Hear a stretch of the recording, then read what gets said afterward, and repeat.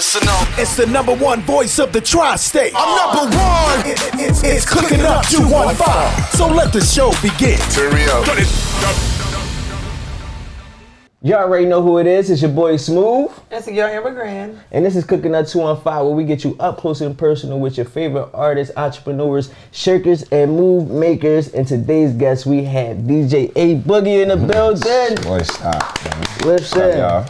You special guy, man. Thanks, sir. You been moving and shaking in these streets for a long time. I don't even feel that long, man, but thank you. And your journey is well documented. You everywhere, every day, every major event. If it's not DJ A Boogie, I don't know who it is. Oh, man, dang. I appreciate seriously. that, bro. It don't feel that way from this seat, but. For real? Yeah. They say when you in it, you can't really feel it like that. Nah? Just feel like every day to me, for Man, I mean, when I say you really get busy, I'm talking you didn't DJ for celebrities. You DJ for all the major events in the city. Whenever the celebrities come out and they at the strip club, if they at the sneaker store, literally everywhere. Anywhere. Yeah. The radio station. Yeah, I mean, if you listed that way, yeah, it sounds like that. It's a long list, right? It ain't even anything. We ain't even start yet. We just skimming the surface. I'm just giving them the crumbs. Warming up. You're warming up. Yeah. Cooking up. Cooking up for real.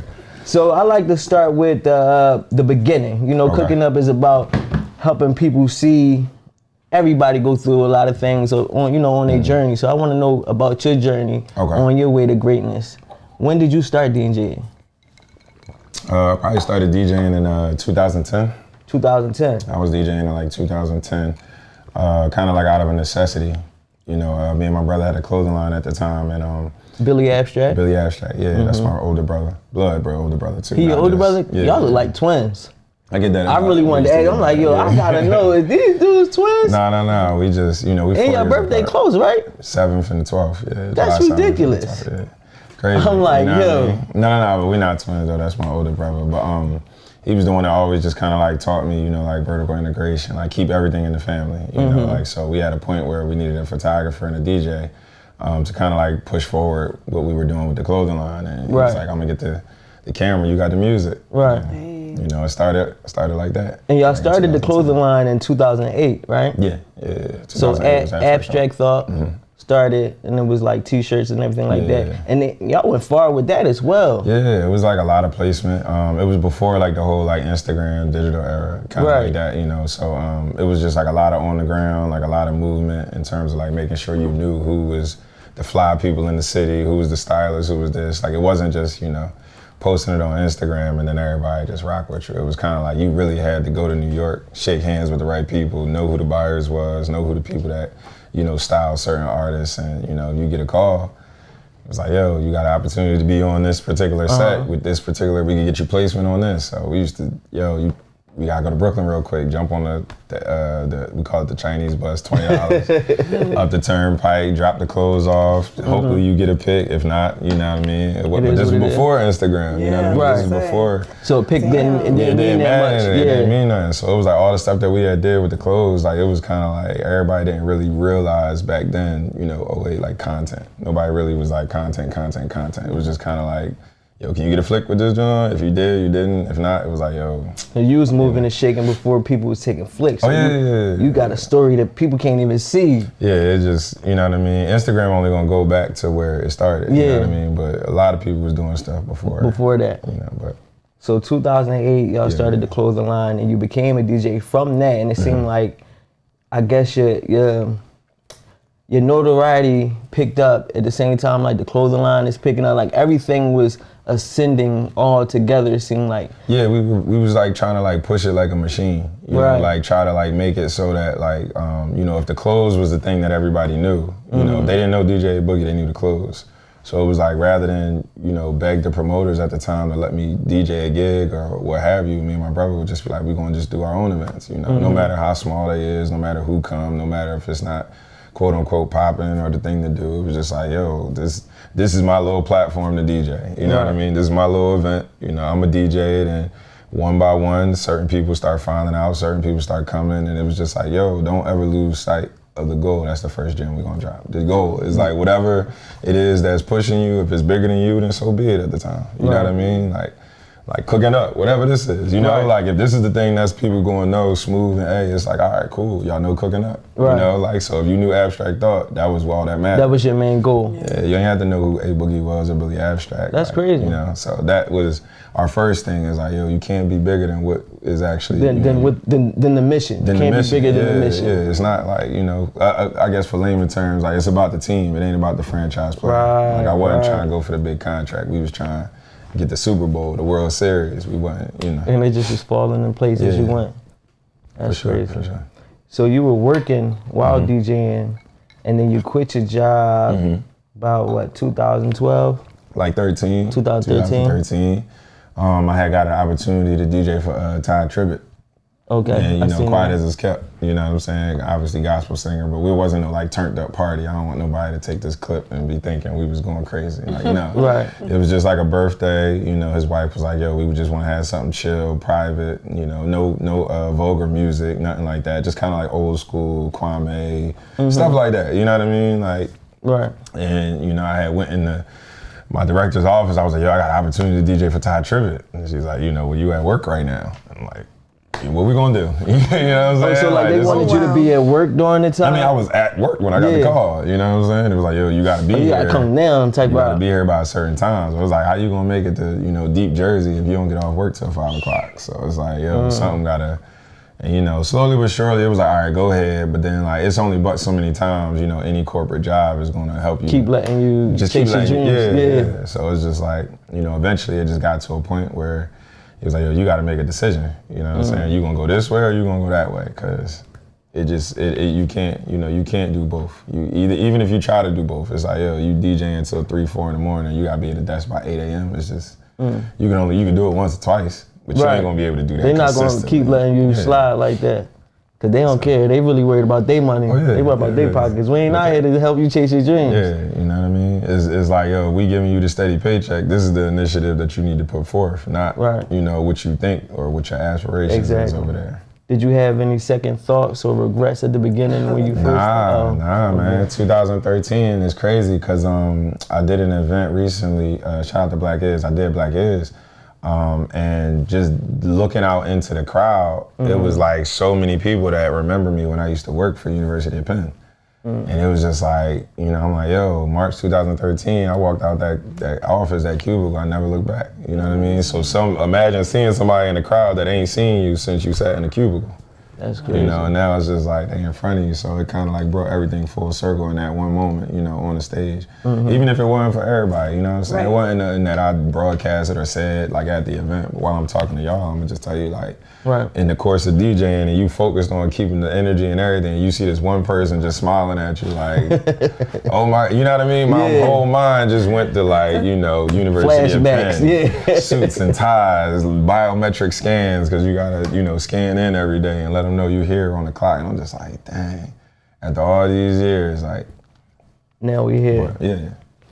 So, quit your job, you started throwing an event. Emma Line. Yeah. So that was your first event. That Grandma's Kitchen. Yeah. Emma Line was the venue, but Grandma's Kitchen was the name of the name of the event. Was Grandma's Kitchen. Yeah. And that was like you and your brother. That was like one of our first joints, you know, and that was like, I guess like now, you know, in 2022, 2023, people will call it like consumer engagement, you know what I mean, or experiential marketing and all that, but we didn't. Like, so it was like where you, it was like vibing with your customers type situation? It was kind of like the same way you do this podcast. Anybody could set up, you know, a podcast in a studio, but yours actually has some type of engagement, some type of theme, some type of, like, we literally in the kitchen, you know what I mean? So my thing is like anybody could throw a party, you know, anybody could throw like yo, it's your birthday, come get drunk and do whatever, but it's like to have an event that actually has like a focus. So it was like, Grandma's Kitchen was just like the play on like coming down Saturday and, you know, your grandma in the kitchen and you always got the radio playing.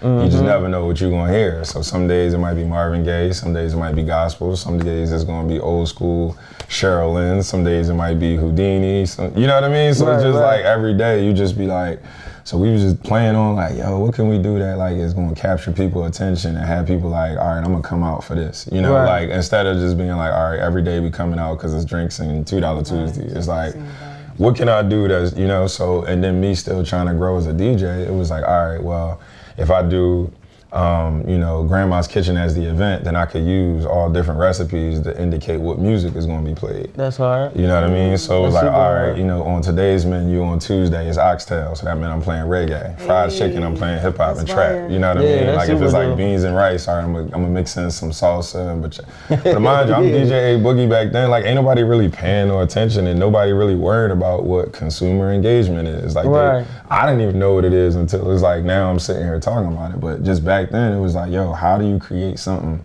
that people want to come to because it's like, you know, I'm here for this. Right. Not, you know what I mean? The cool factor of being the cool DJ is going to wear off soon. Like, you know what I mean? Like trying to be the cool face, the whatever. It's like, all right, that's going to get you in the door. But what's going to keep people like coming back? Right. You know what I mean? It's like, yo, the music. Like, all right, I can get dressed and you can be like, oh, that's a dope outfit. But it's only as dope as your last outfit. So it's like, you know what I mean? The event was kind of like, all right, similar to how we had Abstract Thought. Like if you could put something that's bigger than you in front of people, then it's like, yo, you ain't gotta worry about whether it's me, you don't like my DJing. If you just know this party, you could hear all types of music and see all types of people.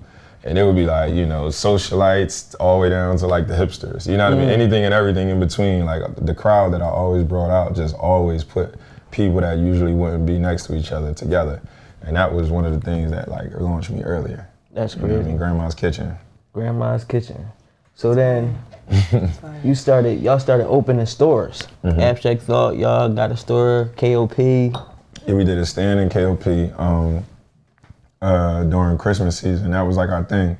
We knew that like, you know, in King of Pressure, like, you know, it's liable to be 1 million people come through the doors, you know. KOP be retarded, especially holiday season back then too. Like this before everybody was ordering everything online. This is before the online wave you went had to go crazy, to the store you know what I mean? for You real. really had to be in King of Pressure. And it was like, once you get in them stores, the lines is long, the discounts is there, the aunts, the uncles, the moms, just running to everybody, You know what I mean? So it was just like, yo, we could, you know, take our clothes and put them on, you know, one of those stands that you see pop up.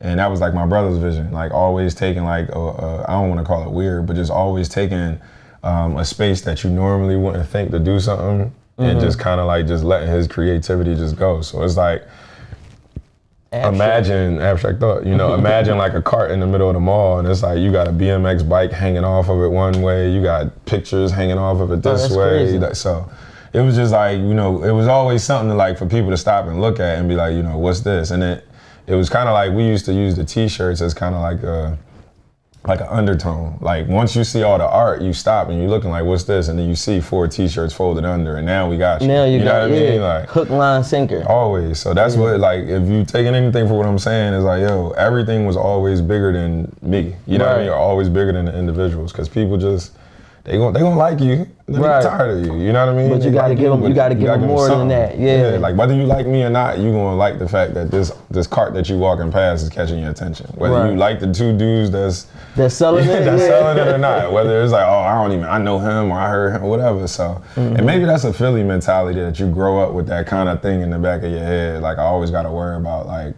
who don't like who don't like what. Yeah. Like every city ain't like that, but some people just support the support, but it definitely is a Philly thing where it's like, you know, some people might not mess with you, but are they gonna mess with the product, or they're gonna choose not to mess with the product because they don't mess with you? Yeah, exactly. You see what I'm saying? Exactly. I never wanted to. I didn't want to ever like handicap myself or anything that we had by having it so attached to yourself. Right. Because so you are gonna have people that that hate. Just don't like them just because. He got a podcast, I don't. You know what I'm saying? Right. Why they put him on Cooking Up? Why they interview Bug and not me? And now they don't want to support nothing you do. It just is what it is. So it's like, yo, if I anything that I do or try and put, you know, forward, it's like, yo, how can I put this? And it's like, yo, be behind the scenes. Some of the most successful people, you don't even know who they are. That's a fact. And that's the best way. I ain't gonna say the best way because that's real subjective. You know what I mean? I agree though. My opinion. I always, one of my things when I was, you know, like starting businesses was like I wanted to be far from attached, you know what I mean, from the situation as possible because I don't want it to be ran like you said. I don't want it to just be associated with me. And now if you don't like me, you're not coming. I want this to grow bigger than me as well because we do live in a society where people judge you. So if I want to, you know, market to a certain type of class, if they look at me, now you trying to judge my business. Exactly. You know what I'm saying? Exactly. So I want this to stand alone on its own. Exactly. You know what I mean? And you judge the business based off the business, based off the product. So I think that's one of those things. And I feel like you always dig it. I don't know what it is about you. Got great charisma, like, you know, your style, everything. You, I guess you add like this nice touch to it. So it brings like this almost like, you bring almost like the celebrity to DJing. You know what I mean? Yeah. Where you make it the cool thing to do. Because I feel like at some points it wasn't always the cool thing to be the DJ. Right. And now it's like, nah. You know what I mean? Like I'm the flyest DJ you ever gonna meet. Like, and you know that's actually like it's like the gift and the curse because it's unintentional, but it's just like, you know, like one of the things that I think I learned from just being, you know, in the game is just like, yo, like I'm never gonna let anybody make me feel like I shouldn't, you know, take advantage of anything that I work for. You know what I mean? Like people sometimes have a tendency to like look down on you just because you ask for what your value is. You know what I mean? Like, who do you think he is asking for a raise? Why not? Like, I come here every day for 40 hours a week. I ain't never been late. All my jobs is done. You know what I'm saying? I handle everything. I'm reliable. My team like me. It's the end of the year. It's Christmas season. I got kids. Yo, throw another $1, $2 on my weekly. Can you believe he asked for a raise? How dare he ask for it? You just look like, bro, what? Yeah, that's so true. With me, it's like, I don't even mean to walk into certain buildings a certain way or carry myself, you know, any way that like is condescending to somebody else. But it's like, yo, I work to, you know, get to where I'm at. You know what I mean? And if I go anywhere outside of the city, this is the level of service that I receive. Why do I gotta come back home and dumb down everything? Right. You know what I mean? Like just I seen A at the, you know, awards, BT Awards, we out vibing. Like, bro, everybody don't get the chance to go there, you know? But if I get there and they escorting me to my seat, they making sure I'm drinking, they making sure I'm cool, they making sure that I gotta come home and then, you know what I mean? It's like fend for yourself. Like, or it's like, yo, you go on tour, you don't even gotta do nothing. Like the moment I want my laptop raised higher, I tell two people, yo, can you bring my laptop up? And they do it. I come home and it's like, yo, I don't really wanna take $200 to DJ on the edge of the bar. Damn, he Hollywood. Why am I Hollywood? Because I don't want to DJ on the side of the bar. I want to be comfortable. I don't want nobody spilling drinks on my laptop. I don't want nobody pushing me, bothering me. It's like, you know what I mean? Yo, he Hollywood. You gotta elevate at some point. You can't be subjecting yourself to the same things that you did when you was a beginner or a rookie. You know what I'm saying? Like, you deserve a certain type of service. You know what I mean? The same way they gonna want a certain type of service as well. So you want something from me, I need what I need. And to be treated as such. And you know what I'm saying? It's just a saying that some people take that as a, you know what I mean? Like, oh, he think this or they think that or what have you. And it's like, nah, you know what I mean? It's never that. It's never somebody think they better than you. It's never like, oh, you know, like even how you saying like, yo, you added a celebrity. Cause some DJs will be like, oh, Boog here. Oh man, did it? Like, all I did was walk. I literally sometimes gotta walk in and just be like, yo, just so y'all know I'm just here. Like I ain't, you know what I'm saying? Cause just by your presence being there. I ain't had to step on no toes. Yeah, you know what I'm saying? Just by walking in, it's like, yo, you this, you that. Like imagine she walk in the club and it's like, oh, she about to bartend now, or she about to host now, or she, and it's like, yo, I came to enjoy.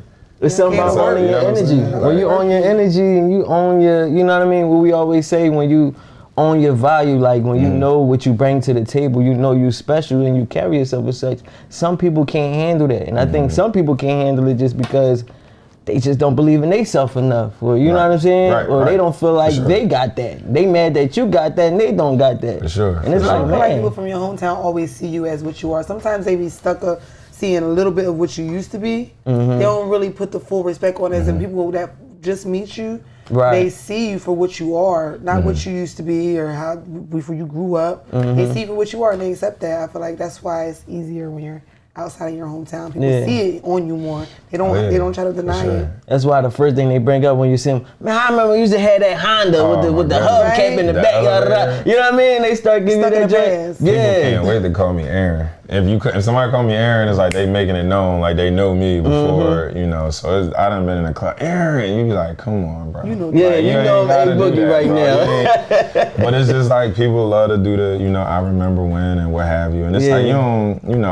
I honestly I don't take it personal. Or I never like you never really see me act out of character in the cities. But it's just like you to your point, like man, you just gotta like you start the race how you want to finish it. You know what I'm saying? You set yourself up the way you want to be, you know, looked at. Like I got certain things where people are looking at me and it's like, yo, you want to be DJ Boogie? It's like, all right, well, go be that. Like, they expecting me to show up to this event, turn it up, do this, do that. And it's like, yo, people forget, you still got to show up and do what you supposed to do. You know what I'm saying? Like, everybody want to be in the spot. Like, everybody want that shine. Everybody want to hit the game winner. But it's like, yo, when you get past the ball, when there's 3 seconds left on the clock to hit the game shot, are you going to hit it? Or are you going to carry? Or are you going to fold? You know what I'm saying? Right. Bryce Harper just said it, bro. Everybody dream for the 3-2 count in the World Series on the line. You going to hit the home run or you going to strike out? Yeah, can you really do it? So, you think you're ready for this pressure. You ain't really ready for it. I feel you. Well, listen, I want to talk a little bit more about your accomplishments, but we're going to get into this food. Oh, okay. I know everybody hungry. For sure. I know I'm hungry. I ain't eat all day. So, listen, this your boy Smooth. She got Amber Grand. We got A Boogie with us, and we about to get into this food. Let's go. It's our favorite part of the show. That's your favorite? Yes, sir. Ah, chef, what you got cooking? You already know. You already know who it is. It's your boy Smooth, and it is my favorite part of the show. It is time to get into that food. And today's chef, we have Chef D with us. Yes, I'm Chef D, the owner and executive chef of Chef D's Gourmet Catering Company. This is my beautiful wife, my sous chef, my partner in crime, Chef V. How you doing? Chef D and V. Yes. Yes. Listen, it's amazing to have y'all. And Appreciate y'all killing them right now. Thank you, thank you. I'm speechless. I literally lost words for a second because I'm like, I need a spectacular word. I need something like 5 syllables. You know what I'm saying? Like, I'm flabbergasted. Thank you. This is crazy. Are these flowers edible? Yes, they are. Everything on here is edible, except for the outside of the pineapple. You don't want to do that to yourself, but. Tell us what we got right now. Break this down for us. This right here is one of my favorite dishes because it's a fun dish. No matter where you at, you bite into it, you on vacation. Mm-hmm. So what we have here is, there's a lot of Rasta pastas. This is Chef D's signature Rasta pasta. So we do a flame grilled honey jerk chicken breast. We stuff that with roasted red peppers, grilled pineapples. We pair that with penne pasta and our creamy jerk Alfredo sauce. We got some edible flowers, microgreens, cilantro, fresh pineapple. We use them premium gold pineapples too, so a lot of flavor packed in there. To it, like. Yeah, we use a lot of traditional seasonings, spices, herbs, ginger, ground. Listen, I'm not gonna give my recipes away, but listen, you gonna taste it. If you got a crazy palate, you gonna appreciate this right here. Yeah. All right, listen, this looks amazing. Let the people know how they can contact you, get in touch with you so they can get them some of this amazing Most definitely. pasta as well. So you can hit us up, 267-225-7625. You can follow us on IG. That's chef.dea. Facebook, same thing. www.chefds.com. We open, we ready, we here. Whether it be a wedding in Hawaii, a brunch in Vegas, we do it all. They do it all. Listen, and when I tell you it looks amazing, in a few seconds I'm gonna tell y'all just how it tastes, but I already know what it's gonna be. And one thing about Chef D's is we always gonna give you your flowers. For sure, for sure, that's what we here. Yep. We appreciate y'all coming through, bringing this lovely food. Listen, you already know who it is. It's your boy Smooth, Chef D, Chef V. Let's get back to the show. Let's go. Y'all already know who it is. It's your boy Smooth. It's your girl Amber Grand. And we right back at it. We still got DJ A Boogie with us. Stop. Listen, we got this banging meal. Chef D, he came over here and he just dropped it on us, man. He was like, blam! Look at what we got now. So we about to dive in. You know, that's the only thing we can do right now. It's like a boogie party for real. You know what I'm saying? This is. I like it though. Like you said, it's a vacation on the plate. Like I feel like I'm in Jamaica somewhere right now. Like seriously. You know? I'm gonna get fancy and just drizzle a little lime juice over my chicken. You know what I'm saying? I feel like Chef D would be proud of me for that. Fancy. Yeah, he acting up. Let me see. You know what I mean? Oh, and the meat is just so tender. Drizzling. Wow. Nah, you going right for the Got to go the right bottom in. of the pineapple? All up in there.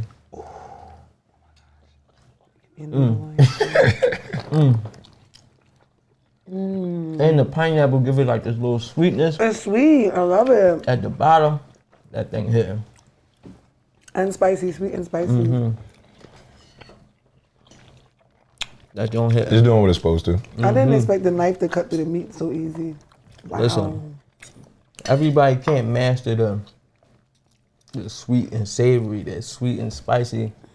That's a thin line right there. You know what I mean? Mm-hmm. Sometimes you might overdo the sweet, too much heat. This thing perfect. It's right on the money. Right on the money. And I was intimidated with the jerk though. The jerk was intimidating. I'm like, damn, that drink might be a little spicy. You see Chef D telling him I'm feeling this one. Yeah. My family gonna eat good tonight. We going, all three of us going. Y'all gotta get tuned in with Chef D. Y'all gotta get y'all some. But let's back to this interview. You know, I'm gonna be a little focused on this food too, cause it's called my name still. Yeah, you know, put them skills to use. Yes, so you just was on tour, yes, Big sir. Life tour with Ray. Yes. How was that? The Big Life tour. It was interesting, man. You know, shout out to Ray, my dog, my brother. Kevin Gates, DJ Chose, Honcho, got a chance to really build with 3 personalities. You know what I mean? 3 different styles of music. And aside from like all the, you know, the viral videos of, you know, what it's like being on tour with Kevin Gates, you know what I'm saying? It really was a dope experience. Dick all in the stomach? Oh man. Oh my God. You can imagine the first show, I didn't even know that was about to happen, man. It was just crazy. I'm just right there just listening, and you know, every artist got their niche on how they, you know, going to introduce the next song. Right. You know, but his crowd is like, the moment he, you know, open his mouth, the moment he unbutton a shirt or something, it's going crazy. So he just got real personal, just real, like, I got this little ritual I just do, you know, before. And as soon as you hear I got this little ritual, like all of us just walk out, you know, we be like, all right, that's, oh my God. for them, that's for them. The thing that was always funny was like his head of security got to stand there while he doing this show at the show. So it's just like, just to see the reaction from the crowd and everything. It was dope, but a lot of what I learned from the tour was just, like I said, like, you know, discipline, humility, because off stage, off performing, that's really like who he is. Like his crew, like everybody know their role, everybody play their part, everybody do what they supposed to. You ain't really hear nobody complaining, nobody saying like that ain't my job or that, like whatever you ask for, they try to do their best to, you know what I mean? Teamwork make the dream work. Teamwork make the dream work for sure. Especially if you got the right team. I feel like that's one of the hardest things, man. It's like making sure you got the right team. Oh yeah, for sure. Like we get a lot of compliments when people come over here to Cooking Up, because you know our team's amazing. Everybody do what they supposed to for do. Sure. Go above and beyond. You know, everybody wear multiple hats. Everybody know how to do every job. But I feel like that was always like one of those key things. It's just finding the right people. Because if you ain't got the right people, man, you bound to drown. You know what I'm saying? Everybody paddling on the left, y'all going in a circle. Ain't nobody come to see you, Otis. Of the Temptations. Man, you get one of those situations and it's bad. But so how many tours have you ever been on? You know, throughout your DJ I've been experience? on 3. I've been on 3 legit tours. You know, I've done like spot gigs here and there, but legit, I've toured like 3 times. I've done a European tour. I've done a Big Life tour with Kevin Gates and an off-season tour with J. Cole. Wow, that's hard. How was the J. Cole experience? Total different, you know, total different from Gates. Not saying one is better than the other, but it's like, 2 different type of artists. J. Cole tour was my first tour, you know, and that was like, you know, some of these cities I've never even been to. So to actually, you know, your first time being in Boston, or better yet, your first time in Chicago, you at the United Center. And I'm looking at the wall like, did Jordan walk these hallways? And they like, yeah. That's I'm looking at the pictures, the signs. They got a signature in the walls, and I'm like this hallway, like this is where he walked. They like, yeah, the last 3 championships right here. I'm like, wow, you know what I mean? And my first time in Chicago, I'm standing in front of 20,000 people. You know what I'm saying? So it's just like, Cole was real genuine. You know what I mean? He was real genuine. He was real, like, you know, on point. He was real. He taught us like professionalism within the, you know, the workplace. He, I think just even learning, you know, from somebody that reached that level of celebrity to still be involved in every single thing that's going on, bro. I'm talking about, you know, we got 7 trucks, 7 18-wheelers, you know, worth of production.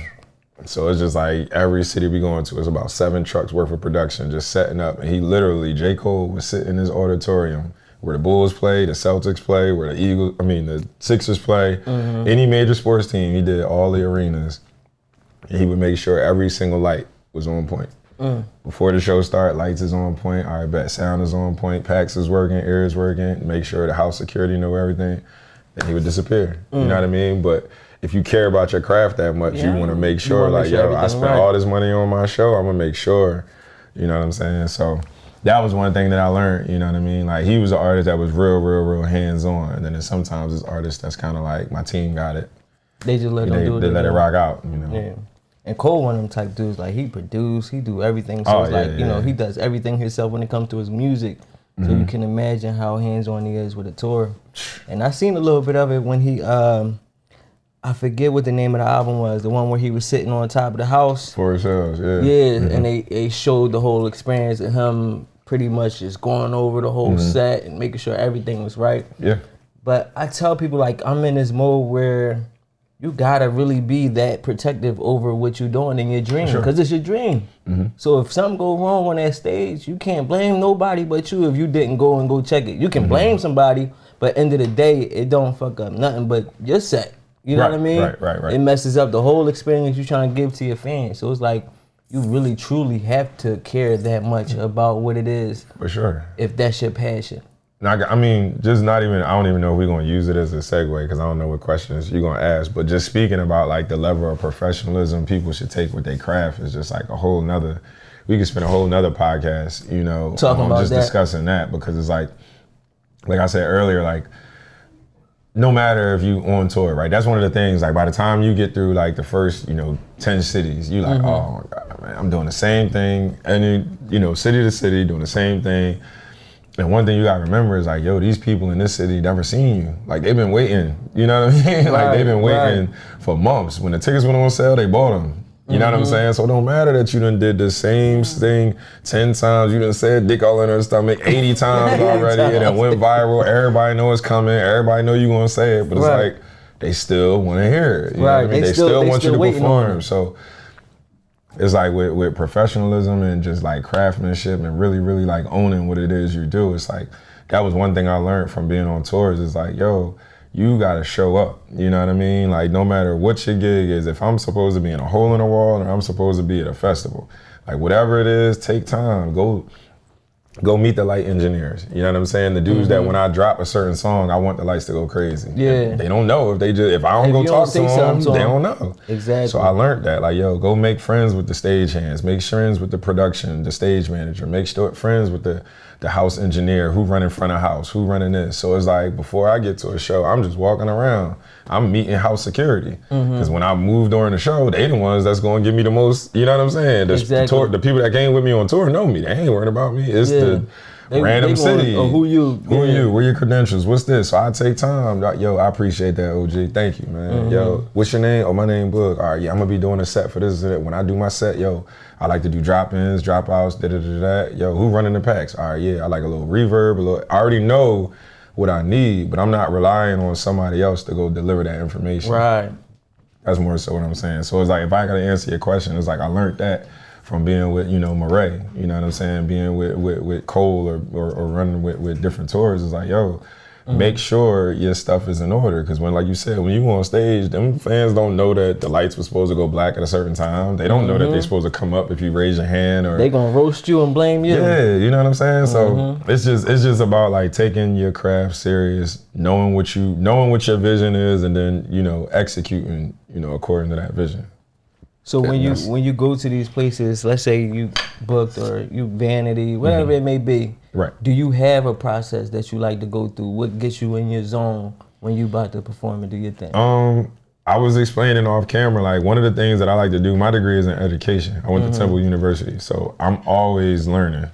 Y'all ain't gotta eat just because I'm eating. This is actually good though. I mean, so when you see somebody else, you're like, man, I'm hungry too. Shout out to Chef D again, man. I don't know if we plugged that enough. But one of the things that I like to do is just take time to, like I said, learn the venue, learn the crowd, and then secondly, I like to actually go watch.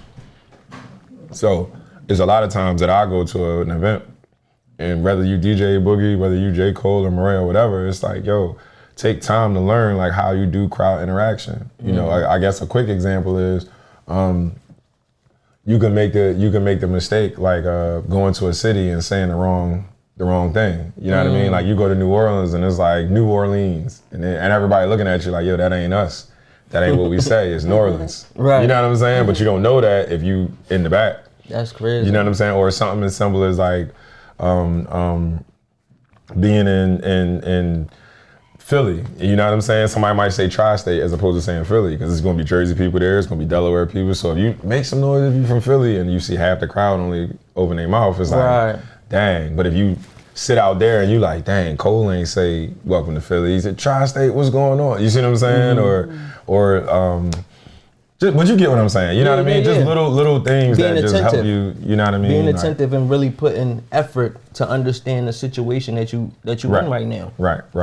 And I think that probably help a lot of people, because I definitely wouldn't had even thought about how intricate it can get. You in a different city, they got different lingos, different, you know what I'm saying? And a lot of people, especially Philly, they get offended fast. You know, let you say the wrong thing and for no reason. Boy, whoa, your whole joint, they get you off stage fast. You be in DC, right? If you don't say DMV, you just say DC, and it's like people from Virginia and Maryland there. Like, they may or may not turn up with you, but if you say, yo, shout out to the DMV, now they gonna show love. You see what I'm saying? Right. Everybody can feel like it. The whole energy could change. It's little things like that help you, like, before the show go on, like, yeah, some cities you gonna just chill in the background. Some cities you gonna just chill in the dressing room and just, you don't feel like it. We human. But it's like I was explaining earlier, I'm like, I might not never be in Alabama again.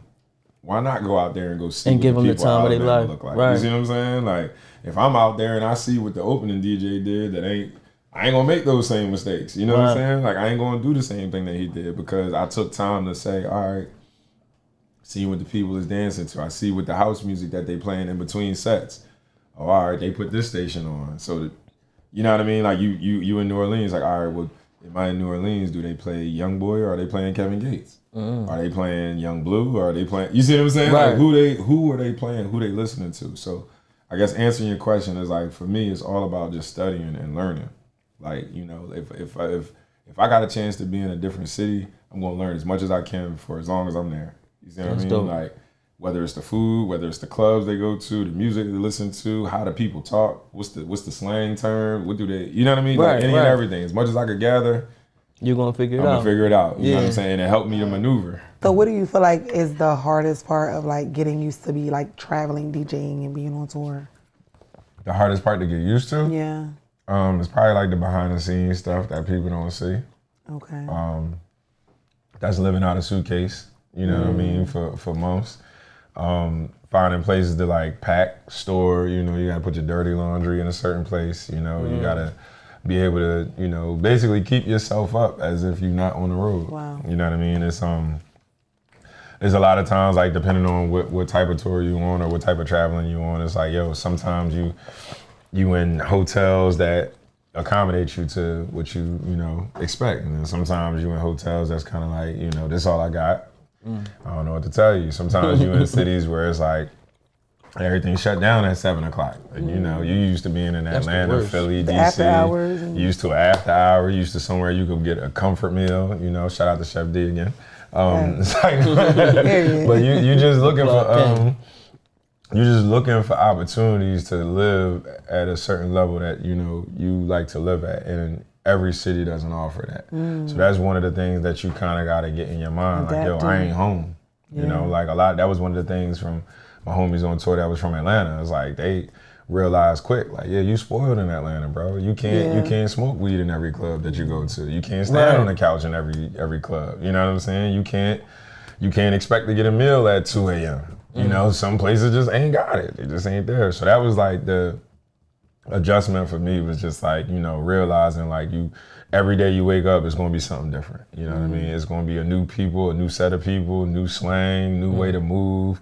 You know, some cities more dangerous than others. You know what I mean? So that was one of the things that I think I picked up on traveling the most. Do you have a favorite city?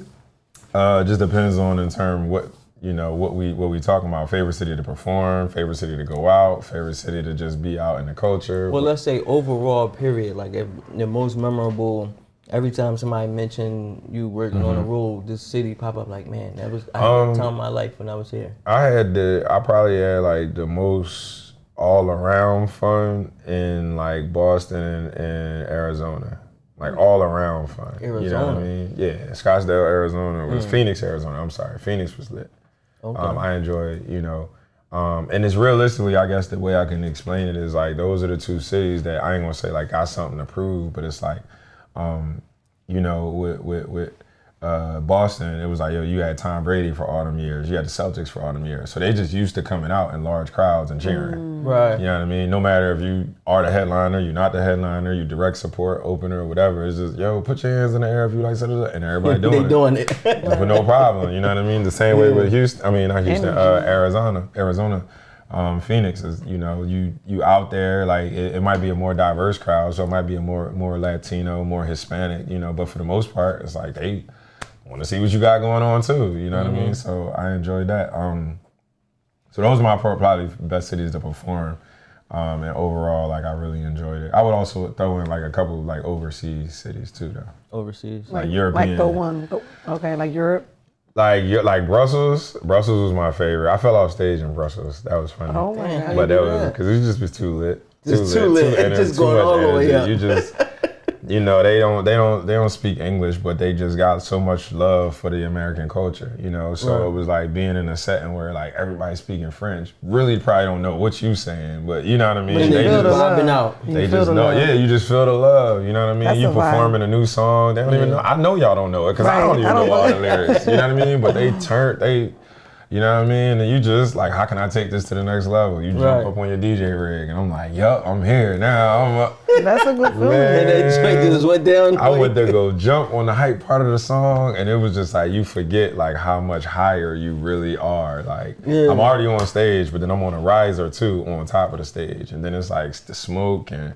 You can't even see the ground. I remember just jumping like, yo, I know this joint. I know the ground is here somewhere. But it just kept falling. I just kept going. And I was just, then out of nowhere, just boom. Then I just hit the ground. I popped back up. And it was funny because like they ain't really like. Oh, you just got right back up? Got right back up. Kevin fell recently on stage. Yeah. He slipped and fell. You just jumped right back up. Got to, man. Oh yeah, I did see that. I ain't gonna say you can front it and play it off like it ain't, you know what I mean? Like it ain't supposed to happen or whatever, but it's just like, yo, it happens. I'm human. I was way too turned for y'all. Like, you know what I'm saying? That was just something had to bring you down a little bit. Something had to say, hey, yo, you pushing it now. You're going a little too crazy, bro. But where was Brussels at? Brussels is right next to, Brussels in Belgium. Okay. Belgium. So it's right next to like Switzerland. Oh, you be all over. You really be outside. Right? And then he tried coming all humble like, yeah. It is, bro. It is, I'll be around. Nah, you global. You global. Yeah, period. Global. Like you take that DJ thing to a whole new level. And then you partner with Hennessy. Mm-hmm. How did that happen? Fire. They actually found me. Like it was like one day, you know what I mean, one of my friends that was working in the spirit industry was like, yo, I think you'll be dope for this role.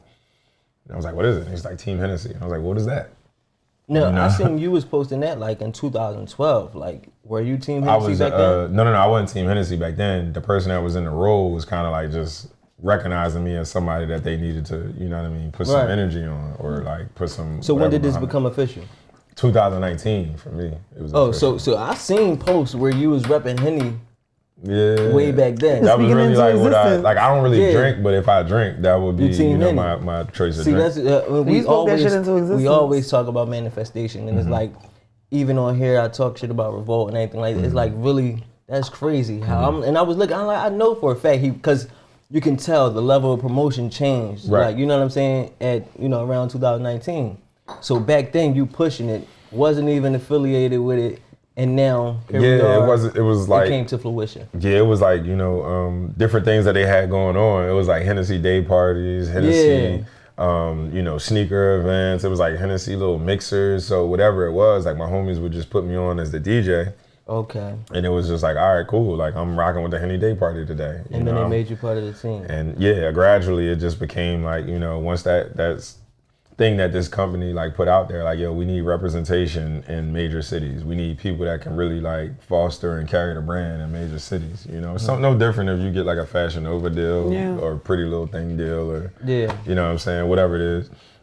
It's like, they came and was like, yo, this is what we need, this is what we're looking for. We're looking for somebody to, curate dope situations, make sure that, in Philly, we always are at the forefront of what's going on. Like, the pulse of the culture, keep our finger on it. Like we the fingerprint of Philly. Like, you know what I mean? Like that's pretty much what any brand is going to do. You know what I'm saying? So it was like when that opportunity came, I'm like, all right, you know, why not? Let's rock. And then December 19, I'm going. I'm Henny. I'm Team Henny. And that's then crazy. 2020 coming. The world like, yeah, chill for a second.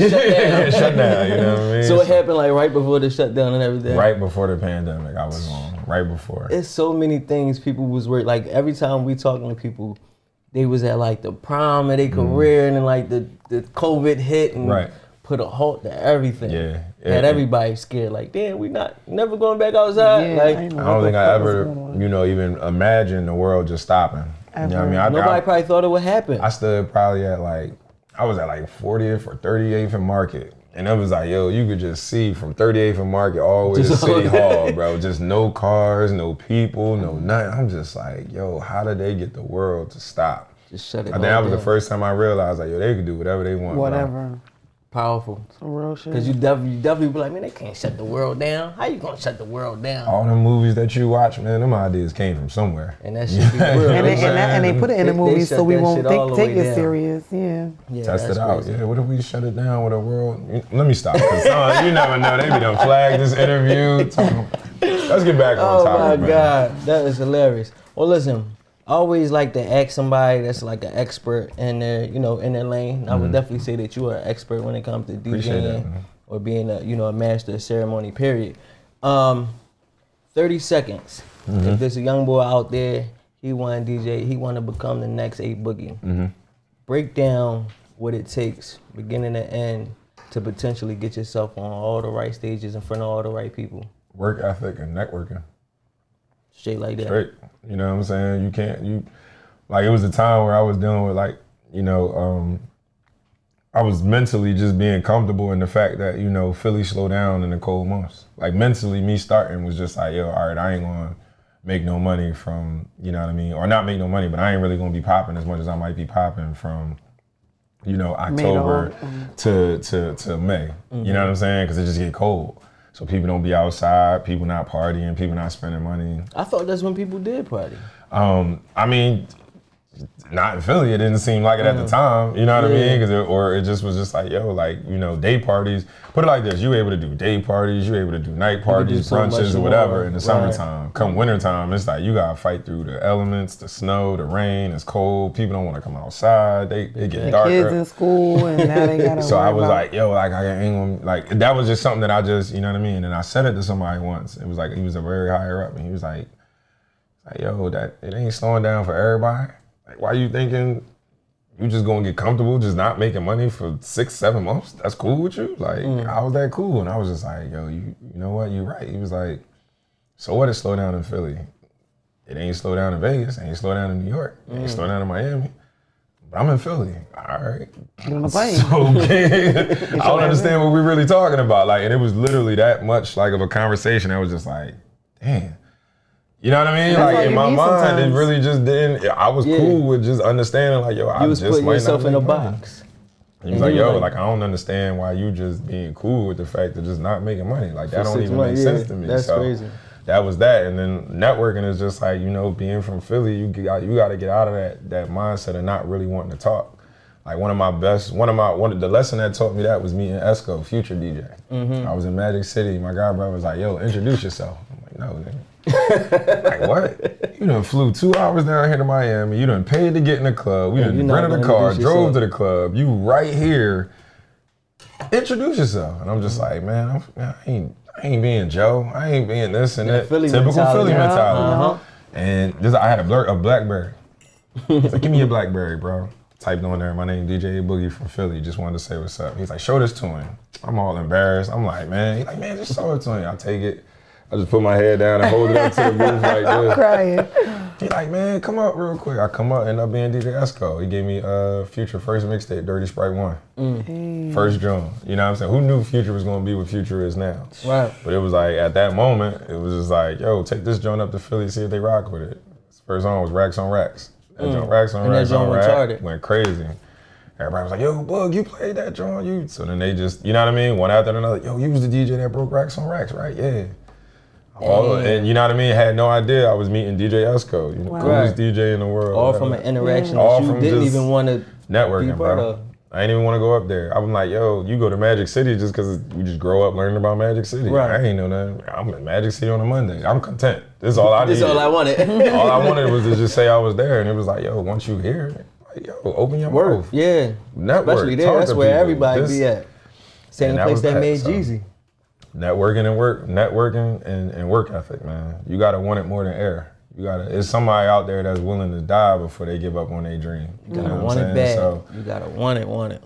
That was my two, you know. If I could answer, yo, work ethic and networking, bro. Don't let nobody outwork you, and don't be afraid to open your mouth and introduce yourself. Listen, I appreciate that. Love that. Sure. Do you have anything special going on that you want to tell the people about to look out for coming up? Nah, it's just a whole lot of motion, man. I ain't going to pinpoint one thing. You know, like Waldo. They just gotta find you. You know what I mean? Just stay tuned, you never man. know where Boogie might be at. It's one of those, like, I can't say, like, it's a lot moving in terms of, like, you know, Hennessy. I'm sponsored by Moet too, so it's like with the Hennessy, with the Moet, with the deal with the Sixers, with DJing, with touring. My personal goal is to get into producing. And, you know, you was listening to, you know, the Khaled album when I heard God did, and I'm like, yo, Jay-Z still shouting out Guru. Gray hair. Right, from all the way back then. 50 years plus in the game. It's like, yeah, I got, what I say earlier, this cool vibe, this dope dressing, cool, trendy, whatever, it's going to fade. So you're going to have something that's going to keep you relevant in the game. And at this point, it's like, yo, for Guru to still be engineering Jay-Z, whenever he feel like rapping, come on, bro. Amazing. Yeah, I see you put out songs with Feast too. Oh yeah, so it's like, so you touching.